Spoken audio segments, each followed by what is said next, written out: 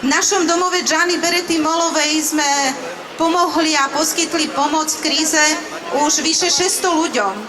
Je to 371 detí, ktoré boli ohrozené umelým potratom alebo zneužívané, týrané, zanedbávané.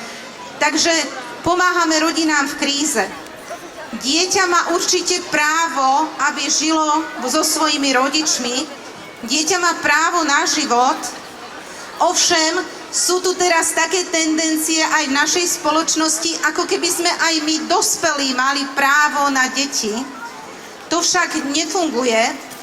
Existuje iba právo dieťaťa na svojich rodičov. Keby totižto my sme mali právo na deti, na dieťa, tak by sa dieťa stalo tovarom, ktorý by sa vyrábal a ktorý by sa predával. Aj preto sa Áno pre život nezisková organizácia úplne stotožnila a zapojila do iniciatívy Aliancie za rodinu, ktorej som tiež jednou z hovorcov. A tak vás všetkých, milí priatelia života, vyzývam, aby ste boli aj priateľmi rodiny a aby ste svojím podpisom podpísali petíciu za referendum o ochrane rodiny. Môžete tak urobiť v tom bielom stánku po vašej pravej ruke. Ak je hlavné mesto Bratislava za život, tak celé Slovensko je za život.